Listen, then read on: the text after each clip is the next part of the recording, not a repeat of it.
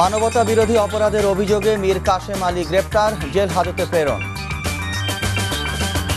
আশুলিয়ায় সব পোশাক কারখানা অনির্দিষ্টকালের জন্য বন্ধের জেরে আজও পুলিশ শ্রমিক সংঘর্ষ, আহত ৩০।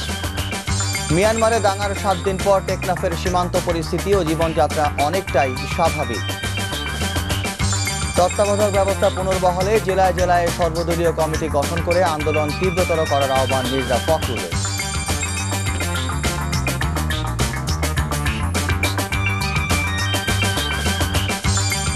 আসসালামু আলাইকুম, মনিরুল ইসলাম আমন্ত্রণ জানাচ্ছি এনটিভির সন্ধ্যার খবরে। AKS TMT বার শিরোনাম শুনছিলেন। এছাড়াও রয়েছে বেওয়ারিশ লাশ নিয়ে ধারাবাহিক প্রতিবেদন। এবারে বিস্তারিত। মানবতা বিরোধী অপরাধের অভিযোগে জামায়াতে ইসলামীর নেতা মীর কাশেম আলীকে গ্রেফতার করে কারাগারে প্রেরণ করা হয়েছে। কাল শুনানি অনুষ্ঠিত হবে। রোববার বিকেলে মহানগর গোয়েন্দা পুলিশ তাকে গ্রেফতার করে। আন্তর্জাতিক অপরাধ ট্রাইব্যুনাল 1-এর আদেশের প্রেক্ষিতে তাকে তার পত্রিকা অফিস দৈনিক নয়া দিগন্ত থেকে গ্রেফতার করা হয়। এর আগে প্রসিকিউশনের আবেদনের প্রেক্ষিতে ট্রাইব্যুনাল তার বিরুদ্ধে গ্রেপ্তারি পরোয়ানা জারি করে। হাসান জাবেদের রিপোর্ট।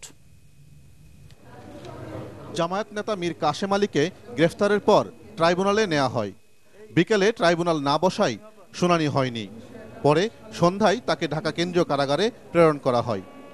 এর আগে রোববার দুপুরে আন্তর্জাতিক অপরাধ ট্রাইব্যুনাল 1-এ মীর কাশেম আলীকে গ্রেফতারের আবেদন করে প্রসিকিউশন। দুপুর 2:30টার দিকে তার বিরুদ্ধে গ্রেফতারি পরোয়ানা জারি করা হয়। এর ঠিক কয়েক ঘন্টার মধ্যেই তিনি গ্রেফতার হন। গ্রেফতার আবেদনে প্রসিকিউশন বলেন, ন্যায় বিচার ও তদন্ত কাজ এগিয়ে নিতে মীর কাশেম আলীকে গ্রেফতার করা প্রয়োজন, কারণ তিনি তদন্ত কাজে বিঘ্ন ঘটাচ্ছেন এবং যে কোনো সময় দেশ থেকে পালিয়ে যেতে পারেন। এছাড়া আন্তর্জাতিক মহলে তিনি ট্রাইব্যুনালের কার্যক্রমের বিরুদ্ধে অপপ্রচার চালাচ্ছেন। তদন্তকালীন এই সময়ের মধ্যে দেখা যাচ্ছে বিভিন্ন ঘটনার যে সমস্ত সাক্ষীরা রয়েছেন সেই সমস্ত সাক্ষীরা যাতে সাক্ষ্য দিতে না আসে বা অন্য সাক্ষীরা যাতে তদন্তকারী কর্মকর্তার সামনে সাক্ষী দিতে না যায়, তার জন্য নানানভাবে তাদেরকে হুমকি, ভয়ভীতি ইতিমধ্যে তিনি প্রদর্শন করে সেখানে একটি ত্রাসের পরিস্থিতি সৃষ্টি করেছেন। গ্রেফতার আবেদনে প্রসিকিউশন উল্লেখ করেন, মুক্তিযুদ্ধের সময় ইসলামী ছাত্র সংঘের নেতা কাশেম আলী চট্টগ্রাম আলবদর বাহিনীরও প্রধান ছিলেন। তারই সুবাদে তিনি চট্টগ্রামের বিভিন্ন এলাকায় হত্যা, গণহত্যা, অগ্নিসংযোগ ও লুটপাট সহ মানবতা বিরোধী অপরাধে জড়িত ছিলেন। তার বিরুদ্ধে আটকের অভিযোগ আছে, হত্যার অভিযোগ আছে, নির্যাতনের অভিযোগ আছে, গণহত্যার অভিযোগ আছে। যে গণহত্যার স্থানগুলো ইতিমধ্যেই বৌদ্ধভূমি হিসেবে চট্টগ্রামে চিহ্নিত করা হয়েছে। এই পর্যন্ত মানবতা বিরোধী অপরাধের অভিযোগে জামায়াতে ইসলামীর মোট 7 জনকে আটক করা হয়েছে।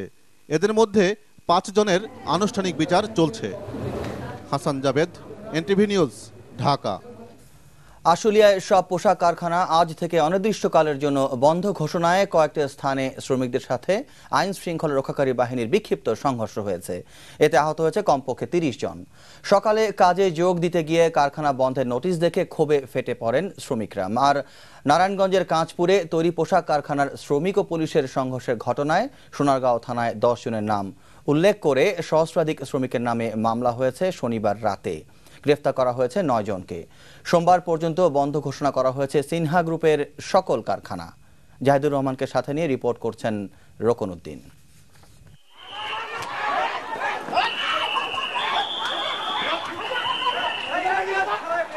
শ্রমিকদের আশুলিয়ার মূল সড়কে আসার চেষ্টা আর আইন শৃঙ্খলা রক্ষাকারী বাহিনীর তৎপরতা।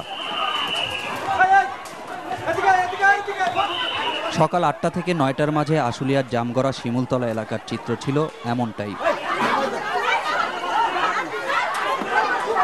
এ সময় আহত হন বেশ কয়েকজন শ্রমিক।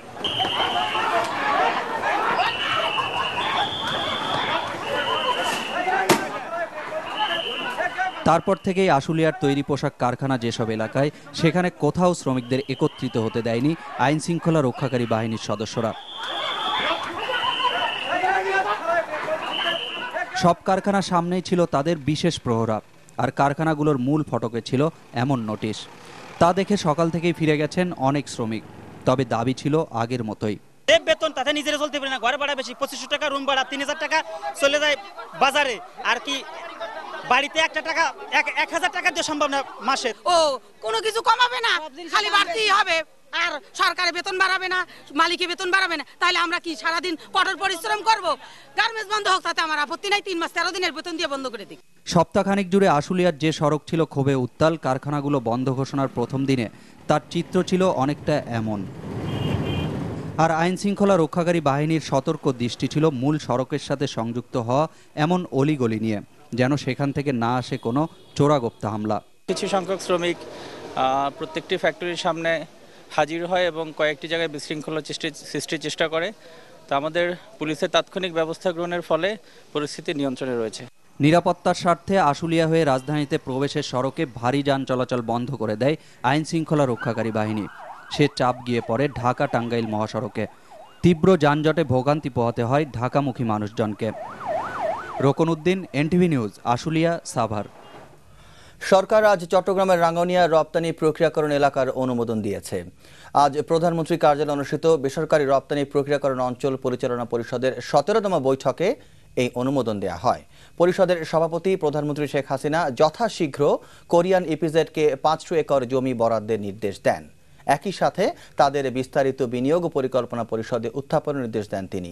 বৈঠকে পরিষদের সদস্যরা ছাড়াও প্রধানমন্ত্রীর প্রেস সচিব আবুল কালাম আজাদ উপস্থিত ছিলেন। পরে প্রধানমন্ত্রী বাংলাদেশ জাতীয় নারী ক্রিকেট দলের প্রত্যেক খেলোয়াড় ও কর্মকর্তার হাতে 1 লাখ টাকার চেক তুলে দেন। একদিনের আন্তর্জাতিক খেলার মর্যাদা অর্জন করায় শুভেচ্ছা স্বরূপ তাদেরকে এই পুরস্কার দেয়া হয়। খেলাধুলার মাধ্যমে বহির্বিশ্বে দেশের মুখ উজ্জ্বল করার জন্য নারী ক্রিকেট দলের সদস্যদের প্রতি আহ্বান জানান শেখ হাসিনা। তিনি বলেন, সরকার নারীদের খেলাধুলার সুযোগ সুবিধা আরও বাড়ানোর চেষ্টা করে যাচ্ছে। খেলাধুলা এটা যদি সরকারের পক্ষ থেকে উৎসাহ না দেওয়া হয় তাহলে কখনোই তার উৎকর্ষ সাধন হয় না। এটা খেলাধুলা, কালচারাল অ্যাক্টিভিটিস সব কিছুতে, সাহিত্য, শিল্প সব কিছুতেই কিন্তু সরকার একটা উদ্যোগ লাগে। আর আমরা যেটা মনে করি যে কি ছেলে কি মেয়ে সেভাবে বিচার করে না, প্রতিটি ক্ষেত্রেই আমরা যেন সামনের দিকে এগিয়ে যেতে পারি।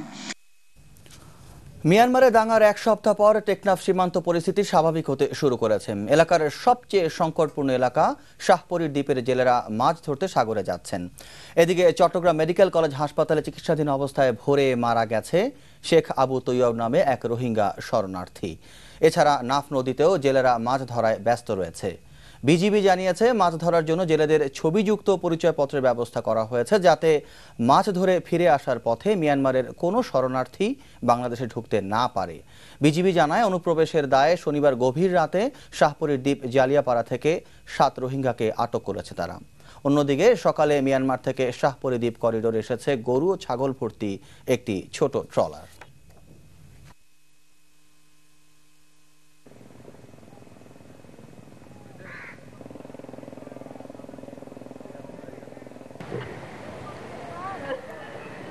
আজকের অবস্থা মোটামুটি ভালো। বারবার থেকে এখন গরু আসলো, আর আমাদের এখান থেকে আজকে থেকে মাছ ধরার জন্য জেলেরা যাচ্ছে। শোনা যাচ্ছে ওই কূলে পরিস্থিতি এখন স্বাভাবিক। মিয়ানমারের সংঘটিত দাঙ্গার ছবি ছড়িয়ে পড়েছে কক্সবাজারের তৃণমূল মানুষের হাতে নাতে।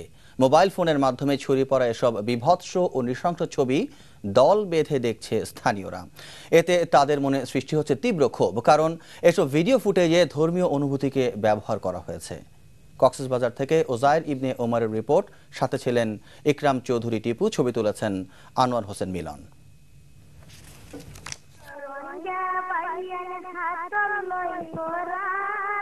এসব ছবিকে মিয়ানমারের চলমান জাতিগত দাঙ্গার ছবি হিসেবেই মনে করছে কক্সবাজার ও টেকনাফের বাসিন্দারা। কোমলমতি শিশুরা শিউরে উঠছে ঘটনার বিভৎসতা দেখে। অবশ্য সবারই আগ্রহ ও প্রতিক্রিয়ার কারণ হিসেবে ধর্মীয় অনুভূতিও কাজ করছে, কারণ এসব ফুটেজে জনপ্রিয় গজলের সুরে প্রকাশ করা হচ্ছে ধর্মীয় পরিচিতি। আর এই অবস্থায় স্থানীয়দের মধ্যে ছড়িয়ে পড়ছে ভিন্ন দেশের নির্যাতনের ভিডিও ফুটেজ, যা সাধারণ মানুষ মনে করছে মিয়ানমারের সাম্প্রতিক দাঙ্গার ছবি হিসেবে। মুসলিমকে মারতাছে, সেই জন্য তো খারাপ লাগতেছে। আর মুসলিমের মাঝে ঝগড়া দিয়ে মুসলিমকে ভাব মারতেছে, আমার তো খারাপ লাগবে না। কিন্তু এসব ফুটেজ কোথা থেকে আসছে? এর উৎস খুঁজতে গিয়ে টেকনাফের বাজারে পাওয়া গেল একটি কম্পিউটারের দোকান, যেখানে স্থানীয়রা দলে দলে এসে মোবাইল ফোনে লোড করে নিয়ে যাচ্ছে বিভৎস এসব ফুটেজ। এখান থেকে ছবি নিয়েছি আমি আপনার 5 মাইল, ওখানে দেখলাম নাকি প্রচুর পরিমাণ মারধর, কাটাচিরা। আমাদের এখান থেকে অনেক ব্যবসা করে যায় আর কি, পার্কগুলো গিয়া, তো ওরা ওখান থেকে মোবাইলের মাধ্যমে ওখানে যারা ভিডিও করছে ওখান থেকে এরা ব্লুটুথ মাধ্যমে নিয়ে আসছে, ওখান থেকে আমরা নিচ্ছি। অনুসন্ধানে এমন 4 ধরনের ফুটেজ পাওয়া গেছে, যেগুলো সবই সম্পাদনা করা হয়েছে। আর এর মধ্যে বিদেশি সংবাদ মাধ্যমের একটি প্রতিবেদনও রয়েছে। নৃশংস এসব ভিডিও ফুটেজ এবং ছবি কক্সবাজার ও টেকনাফের মানুষদের এখন আগ্রহের কেন্দ্রবিন্দুতে। আর এসব ছবি ও ভিডিও ফুটেজ যেভাবে শব্দ, ধারা বিবরণী ও গান দিয়ে সম্পাদনা করা হয়েছে, তাতে মনে প্রশ্ন জাগতেই পারে এই এলাকার মানুষদের সুকৌশলে প্রভাবিত করার জন্য এসব ছবি ছড়ানো হচ্ছে কিনা। ওজাহির ইবনে ওমর, এনটিভি নিউজ, নীলা, টেকনাফ, কক্সবাজার। জেলা, উপজেলা, নগর, মহানগর ও গ্রাম পর্যায়ে সর্বদলীয় সংগ্রাম কমিটি গঠনের মাধ্যমে সরকারের বিরুদ্ধে আন্দোলন তীব্রতর করতে 18 দলের নেতাদের প্রতি আহ্বান জানিয়েছেন বিএনপির ভারপ্রাপ্ত মহাসচিব মির্জা ফখরুল ইসলাম আলমগীর। বলেন, আন্দোলনের মাধ্যমে এ সরকারকে নির্দলীয় নিরপেক্ষ সরকারের দাবি বাস্তবায়নে বাধ্য করা হবে। হাসান মাহমুদের রিপোর্ট। নির্দলীয় নিরপেক্ষ তত্ত্বাবধায়ক সরকারের অধীনে আগামী নির্বাচন অনুষ্ঠান ও আটককৃত নেতাকর্মীদের মুক্তিসহ বিভিন্ন দাবিতে ঢাকা মহানগর 18 দলীয় জোট এ সমাবেশ করে বিএনপির নয়াপল্টনের কেন্দ্রীয় কার্যালয়ের সামনে।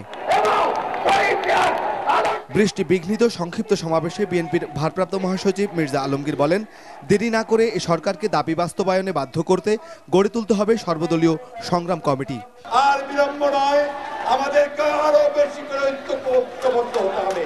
আমাদের 18 দলীয় নেতৃবৃন্দকে আমি অনুরোধ করব যে প্রতিটি জেলায় জেলায়, মহানগরে, নগরে, গ্রামে, সব জায়গায় সর্বদলীয় সংগ্রাম কমিটি গঠন করে এই সরকারের বিরুদ্ধে আরো তীব্র আন্দোলন করে তুলে তাদেরকে বাধ্য করতে হবে জনগণের দাবি মেনে নিতে, নিরপেক্ষ তত্ত্বাবধায়ক সরকারের অধীনে নির্বাচন দিয়ে জনপ্রিয় সরকার গঠন করে তাদেরকে চলে যেতে বাধ্য করতে হবে।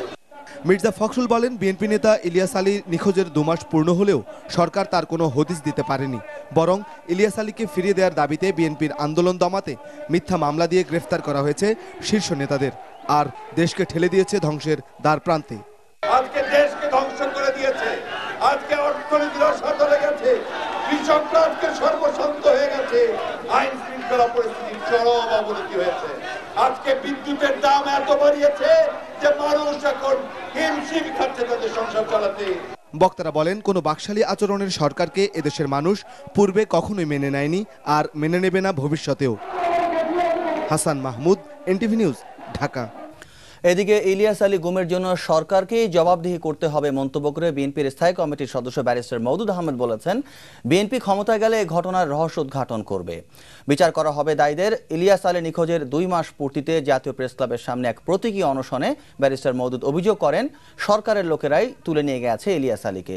ইলিয়াসের সন্ধান দিতে ব্যর্থ হওয়ায় সরকারের পদত্যাগের দাবি জানান তিনি।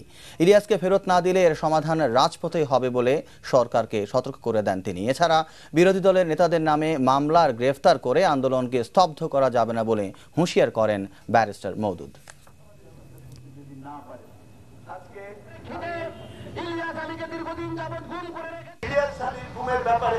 সরকারকে পুরোপুরি দায়িত্ব নিতে হবে এবং এই সরকারকে এটার জন্য জবাবদিহি করতে হবে।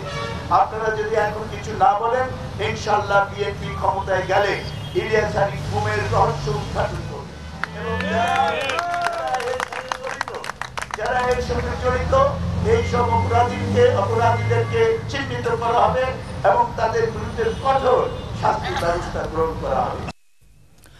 আজ পবিত্র শবে মেরাজ। এই পবিত্র রাতে মহানবী হযরত মুহাম্মদ সাল্লাল্লাহু আলাইহি ওয়াসাল্লাম সশরীরে মেরাজ গমন করেছিলেন।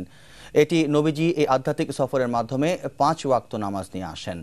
পবিত্র শবে মেরাজ উপলক্ষে সারা বিশ্বের মুসলমানরা নফল নামাজ, জিকির আসকার, কোরআন তেলাওয়াত, দরুদ পাঠ, বিশেষ মোনাজাত ও শিরনি বিতরণের মধ্য দিয়ে রাতটি পালন করে থাকেন। বিশেষ করে পাক ভারত উপমহাদেশের ইসলাম ধর্মাবলম্বীরা সারা রাত মসজিদে মসজিদে ইবাদত বন্দেগীর মাধ্যমে পবিত্র শবে মেরাজ পালন করেন। আজ বিশ্ব বাবা দিবস। প্রতিটি সন্তান যেমন বাবার সান্নিধ্যের জন্য থাকে ব্যাকুল, তেমনি বাবাও চান প্রিয় সন্তানটি কাছে থাকুক, হৃদয়ের গভীর উষ্ণতায় আদরের ভালোবাসায় ভরে উঠুক তাদের সম্পর্ক। কিন্তু এমন দিনও কোনো কোনো বাবার জন্য হয়ে ওঠে বিষাদের, সীমাহীন কান্নার। পিতৃত্বের অধিকার হারিয়ে তেমনি এক বাবা এখন ছুটে বেড়াচ্ছেন স্ত্রীর নতুন স্বামীর দরজায়, মাথা ঠুকছেন মানবাধিকার কমিশনে। বিস্তারিত জানাচ্ছেন শফিক শাহিন। দুইজন, এটা হচ্ছে আমার হাজব্যান্ড, সে তার নতুন বউ নিয়ে, এটা আমাকে তো ছাড়েই নাই, তালাক দেওয়ার তো প্রশ্নই ওঠে না, আমাদের বাচ্চা আছে একটা। আর এখন মিশা নামের এই মহিলার স্বামী সাইমন জাহান, যে কিনা মিশা ও তার একমাত্র সন্তান সেগেলকে ফেলে এখন সংসার করছে আরেকজনের সাথে। আমেরিকা থেকে ফিরে তাই স্বামী সাইমনের দরজায় মিশা আকুতি জানাচ্ছিল অন্তত তার সন্তানটিকে যেন পিতার অধিকার থেকে বঞ্চিত করা না হয়। হ্যাঁ, কি হয়েছে? অসুবিধা কি? দরজা খুলবে? তোমার মেয়ে কোথায় থাকবে? তোমার মেয়ের কথা একবার ভাবছো তুমি? একবার ভাবছো তুমি সাথে কি হবে? বার্থডে সেলিব্রেট করো, ঘুরো, বেড়া, আরেকজনের বাচ্চার বার্থডে করো, তোমার নিজের বাচ্চাটা কি হবে? তোমার নিজের বাচ্চা যার কোনোদিনের বার্থডে হবে না, তুমি জানো না?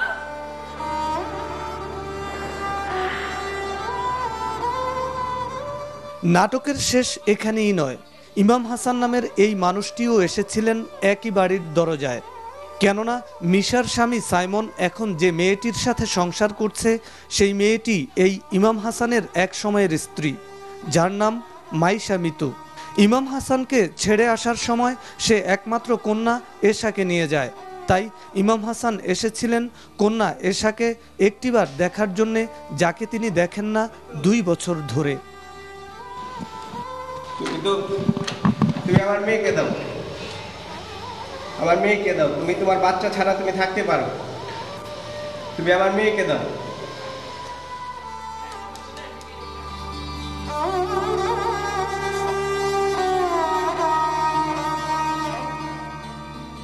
অর্থাৎ দুজনের নিয়তিই যেন একই সূত্রে গাঁথা।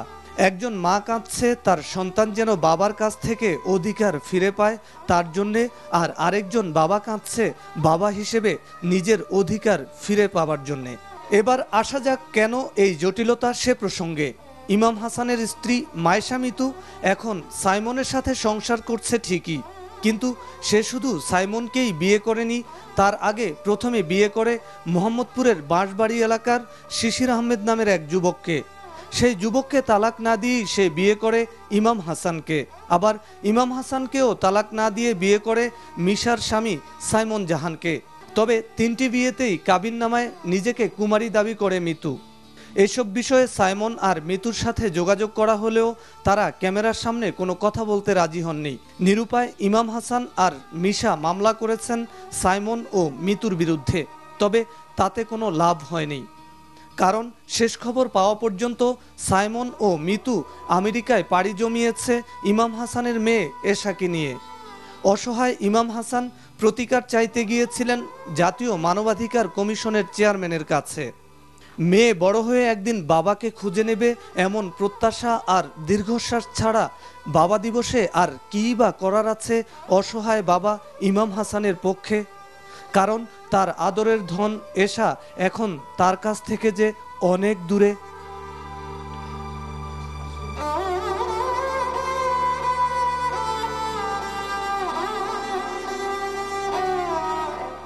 Shafiq Shahin, NTV news, Dhaka.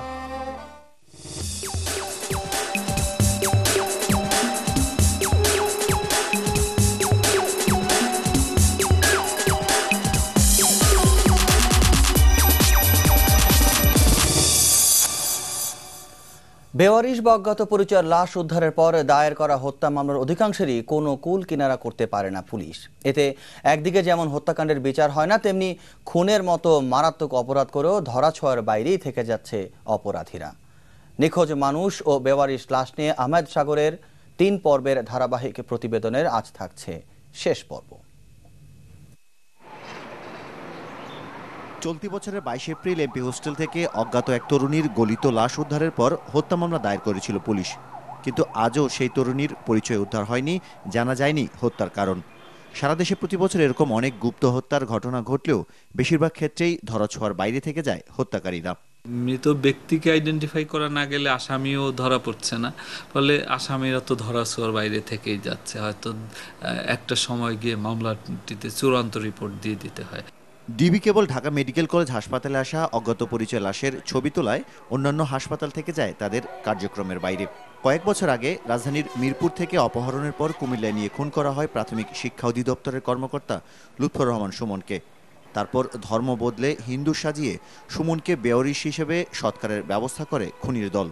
তাই যথাযথভাবে কোনো অজ্ঞাত লাশের তথ্য ও ছবি প্রচার বা প্রকাশের ব্যবস্থা না করে ৭২ ঘন্টা পর বেওয়ারিশ ঘোষণার কারণে আশঙ্কা থাকে অপরাধীদের পার পেয়ে যাওয়ার।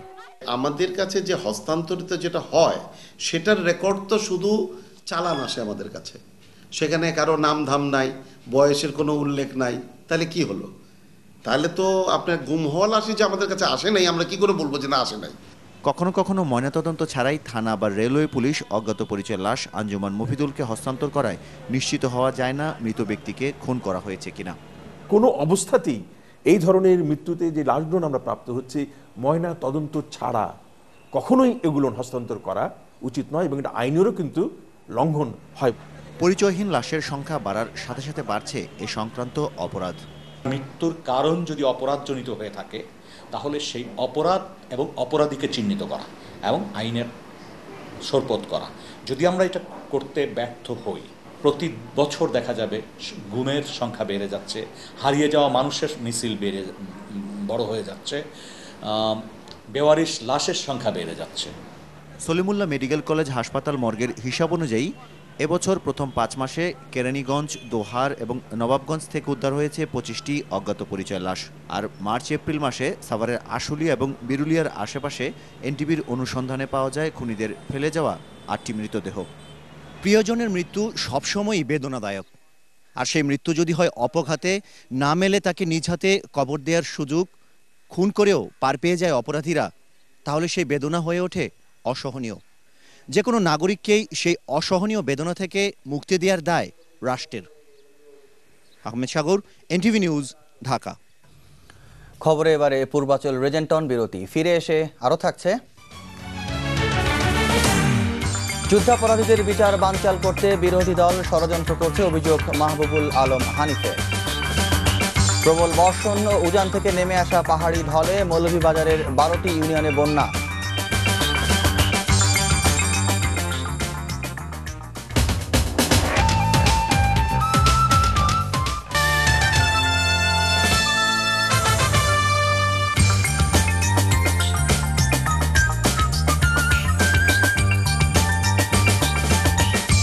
দেখছেন সন্ধ্যার খবর এনটিভিতে।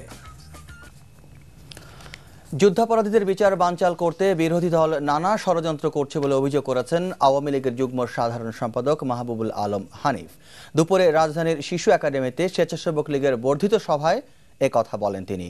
বিরোধী দলীয় নেত্রী তার দুর্নীতিগ্রস্ত 2 ছেলেকে বিভিন্ন উপায়ে বাঁচানোর চেষ্টা করছে বলে মন্তব্য করে এই আওয়ামী লীগ নেতা বলেন, বিএনপি ও তার শরিক দলগুলো সরকার উৎখাতের যে আন্দোলন করছেন তার মূলে তত্ত্বাবধায়ক সরকার ইস্যু নয়, বরং যুদ্ধাপরাধীদের বাঁচানোর জন্যই এই আন্দোলন। প্রবল বর্ষণ ও উজান থেকে নেমে আসা পাহাড়ি ঢলে মৌলভীবাজারের 12টি ইউনিয়নে বন্যা দেখা দিয়েছে। বন্যায় রাস্তায় পানি উঠে কমলগঞ্জ উপজেলার সাথে আদমপুরের সড়ক যোগাযোগ বিচ্ছিন্ন রয়েছে। কমলগঞ্জে ধলাই নদীর 8টি স্থান ও সদর উপজেলায় কুশিয়ারা নদীর একটি ভাঙা অংশ দিয়ে পানি ঢুকে জেলার বন্যা পরিস্থিতির অবনতি হয়েছে। এতে পানিবন্দী হয়ে পড়েছে 70,000 মানুষ। ক্ষতিগ্রস্ত হয়েছে কমলগঞ্জ উপজেলার 8টি ইউনিয়ন। আর মনু ও কুশিয়ারা নদীর পানি বেড়ে জেলা বন্যা প্রতিরক্ষা বাঁধে দেখা দিয়েছে ফাটল। অন্যদিকে টানা বর্ষণ ও পাহাড়ি ঢলে ফেনীতে মুহুরী নদীর বাঁধের 2টি স্থান ভেঙে প্লাবিত হয়েছে পরশুরাম উপজেলার 3টি গ্রাম।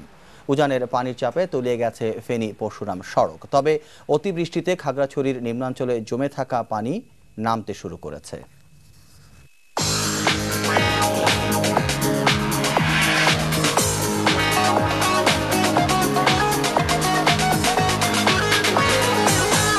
এবারে নিটল ইন্স্যুরেন্স কোম্পানি লিমিটেড অর্থনীতি সংবাদ। পুঁজিবাজার নিয়ন্ত্রক সংস্থা এসিসির আইনের ধারা 2CC-কে চ্যালেঞ্জ করে করা রিটের শুনানি রোববার অনুষ্ঠিত হয়নি। রিট মোশন শেষ না হওয়া পর্যন্ত সব শুনানি স্থগিত রয়েছে। বিচারপতি হাসান ফওয়াজ সিদ্দিকী ও বিচারপতি জাহাঙ্গীর হোসেনের বেঞ্চকে সকল রিট মোশন গ্রহণের ক্ষমতা দিয়েছেন প্রধান বিচারপতি। এ কারণে এ বেঞ্চে প্রচুর রিট হওয়ায় 2CC-কে চ্যালেঞ্জ করে করা রিটের শুনানি হয়নি। আগামীকাল সোমবার এই বিষয়ে শুনানি হতে পারে। খবরে আবারও পূর্বাচল রিজেন্টন বিরতি, আরও খবর আরেকটু পর, সঙ্গেই থাকুন।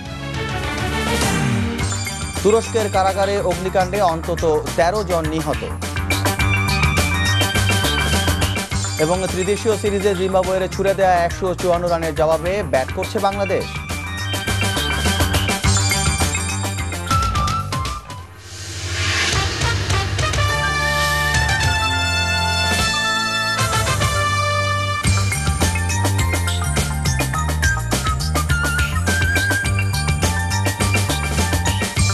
আমন্ত্রণ আরও একবার সন্ধ্যার খবরে।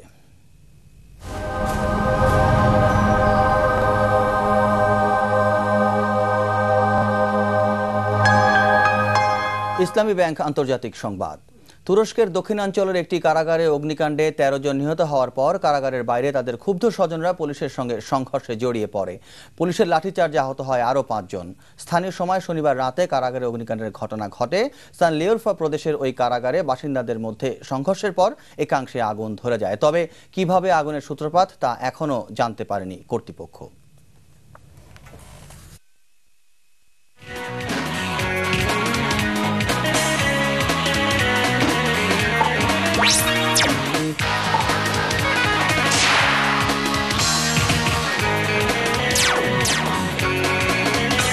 এবারে খেলার খবর এবং ক্রিকেট। হারারেতে ত্রিদেশীয় টুর্নামেন্টের প্রথম ম্যাচে 155 রানের জয়ের লক্ষ্যে ব্যাট করছে বাংলাদেশ। শেষ খবরে বাংলাদেশের স্কোর 4 উইকেটে 135। এর আগে মাসাকাজার ঝোড়ো ব্যাটিংয়ে টস জয়ে জিম্বাবুয়ে 6 উইকেটে করে 154। পরশু অনুশীলন ম্যাচে সেঞ্চুরি হাঁকিয়েছিলেন হ্যামিল্টন মাসাকাজা। আজ ঝোড়ো ব্যাটিংয়ে সেই ধারাবাহিকতাই রেখেছেন এই স্ট্রোক মেকার। অন্য ওপেনার সিবান্দাকে নিয়ে ইনিংস সূচনায় 7 ওভারের মধ্যে 47 রান যোগ করেন তিনি। জুটিতে সিবান্দার সংগ্রহ ছিল মাত্র 7। এরপর 35 বলে 6-4 ও 4টি ছক্কায় 62 রান করে মাসাকাজা আউট হতেই ম্যাচে ফেরে বাংলাদেশ। কিন্তু শেষ দিকে অধিনায়ক টেলরের 38 এবং শেষ দিকের ব্যাটসম্যানদের ছোট ছোট ইনিংসে 150 ছাড়িয়ে যায় জিম্বাবুয়ের স্কোর। জাতীয় দলের হয়ে প্রথম খেলতে নামা পেসার আবুল হাসান নেন 2 উইকেট। 155 রানের লক্ষ্যে খেলতে নেমে তামিম ও আশরাফুলের ওপেনিং জুটি ভালো একটা শুরু এনে দিয়েছিলেন বাংলাদেশকে, কিন্তু তামিম 38 করে আউট হয়ে ফিরে যেতেই একটা ধসের মুখে পড়ে সফররতরা। আশরাফুল 22, অধিনায়ক মুশফিক 4 ও জিয়া 23 করে আউট হয়ে গেলে চাপে পড়ে বাংলাদেশ।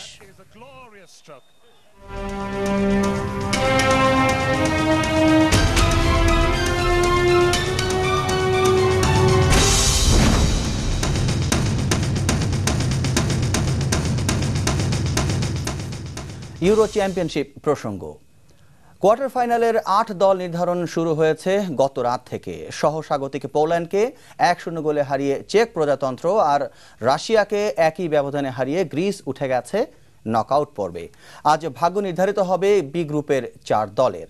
রাত 1:45টায় জার্মানি, ডেনমার্ক ও পর্তুগাল নেদারল্যান্ডস মুখোমুখি হবে। সবচেয়ে সুবিধাজনক অবস্থায় জার্মানরা 1 পয়েন্ট পেলেই শেষ 8 নিশ্চিত হবে তাদের। আর সবচেয়ে অনিশ্চিত অবস্থায় নেদারল্যান্ডস। পয়েন্টহীন ডাচদের ভাগ্য ঝুলে আছে জার্মানদের ওপর। জার্মানি যদি জেতে তাহলে পর্তুগালকে অন্তত 2 গোলের ব্যবধানে হারতে পারলে শেষ 8-এ উঠবে নেদারল্যান্ডস। রিপোর্ট নাসিমুল হাসানের। Van Persie, Sneijder, Arjen Robben club ফুটবলে যতটা উজ্জ্বল, জাতীয় দলের জার্সি গায়ে ততটাই ম্লান। আসলে নিজেদের প্রথম 2 ম্যাচে খুঁজে পাওয়া যায়নি বিশ্বকাপ রানার্স আপদের। তাই সমালোচনার ঝড় কোচ ফন মারুইককে নিয়ে। ক্রুয়েফ, গুলিত, রাইকার্ডরা তার ফুটবল কৌশলটাকে মোটেই ভালোভাবে নিচ্ছেন না। দল হারতে থাকলেও ফরমেশন না বদলানোর বড্ড বাজে স্বভাব আছে এই কোচের। রাইনেস মিশেলের টোটাল ফুটবলকে ভেঙে মারুইক যে ফুটবল খেলে তাতে খুঁজে পাওয়া যায় না হল্যান্ডে সেই আক্রমণাত্মক ফুটবলকে। তবে এই ম্যাচটিতে মারুইক ফরমেশন পরিবর্তন আর আক্রমণাত্মক ফুটবল খেলার আভাস দিয়েছেন। না দিয়ে উপায় নেই, শেষ 8-এ জায়গা পেতে তার চাই 2 গোলের ব্যবধান জয়।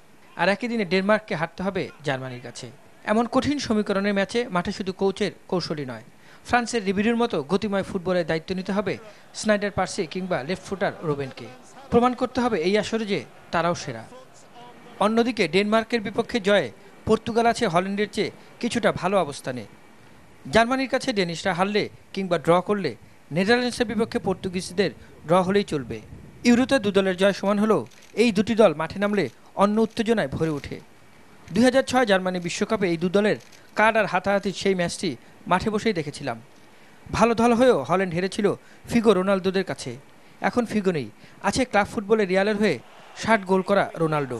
লা লিগা মাতানো এই ফুটবলার গত ম্যাচেই সহজ সুযোগগুলো যেভাবে নষ্ট করেছিলেন, এই ম্যাচে তা করলে রক্ষা নাই। তারপর অধিনায়ক রোনাল্ডোর উপর ভর করেই ম্যাচ জিততে আত্মবিশ্বাসী পর্তুগাল কোচ। এদিকে বি গ্রুপের আরেক ম্যাচে হট ফেভারিট জার্মানির সামনে হল্যান্ডকে হারানো ডেনমার্ক। জার্মানিকে হারাতে পারলে হিসাব হয়তো পাল্টে যাবে, কিন্তু অসম্ভব চিন্তা করছে না কেউই। তাই সবার চোখ গ্রুপ অফ ডেথের আজকের ম্যাচ দুটির দিকে। Nasimul Hasan, NTV sports desk. খবরের শেষ ভাগে AKSTMT বার শিরোনামগুলো আরও একবার মনে করিয়ে দিচ্ছি। মানবতা বিরোধী অপরাধের অভিযোগে মীর কাশেম আলী গ্রেপ্তার, জেল হাজতে প্রেরণ। আশুলিয়ায় সব পোশাক কারখানা অনির্দিষ্টকালের জন্য বন্ধের জেরে আজও পুলিশ শ্রমিক সংঘর্ষ, আহত 30। মিয়ানমারে দাঙ্গার 7 দিন পর টেকনাফের সীমান্ত পরিস্থিতি ও জীবনযাত্রা অনেকটাই স্বাভাবিক।